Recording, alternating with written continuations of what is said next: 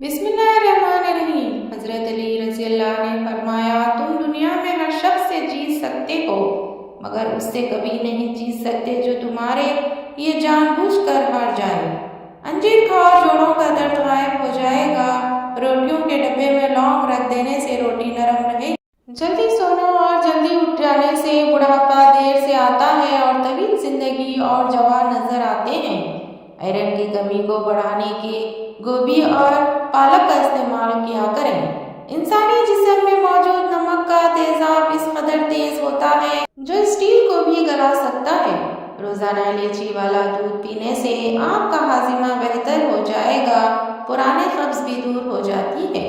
رسول اللہ صلی اللہ علیہ وسلم نے ارشاد فرمایا، جب بھی کوئی انسان صدقہ کرتا ہے تو وہ 70 شیطانوں کے جبڑے توڑتا ہے۔ روزانہ ادرک کھانے سے بڑھتی ہوئی عمر چھپ جاتی ہے اور چہرہ جوان دیتا ہے۔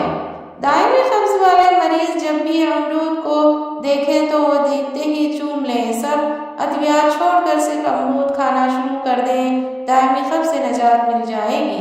3 چیزیں بھائی کو بھائی کا دشمن بنا دیتی ہیں: زن، زر، زبان اور زمین۔ امرود پر تھوڑی سی اجوائن لگا کر کھاؤ، آنکھوں کے آگے اندھیرا آنا وغیرہ بھی ٹھیک ہو جائے گی۔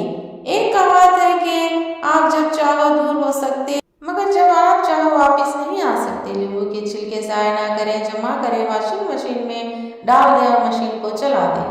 شادی کی بندش کو ختم کرنا ہے تو روزانہ 100 مرتبہ یا لطیفہ اور آخر درود و شریف کے ساتھ پڑھیں، انشاءاللہ بندش ٹوٹ جائے گی۔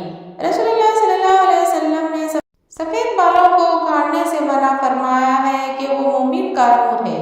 ہم جتنے خوش رہیں گے ہم کو اتنی ہی نیند کی کم ضرورت پیش آئے گی۔ زیتون کے تیل کو سرمے کی طرح آنکھوں میں لگانے سے چمک آ جاتی ہے۔ جن لوگوں کو قبض کی بیماری ہو وہ مکھن کے اندر زیرہ ڈال کر کھائیں، انشاءاللہ آرام ملے گا۔ گرم کھانے کے ساتھ ٹھنڈا پانی یا گولڈن پینا صحت کے لیے نقصان دہ ہے۔ ہلدی جگر کو خراب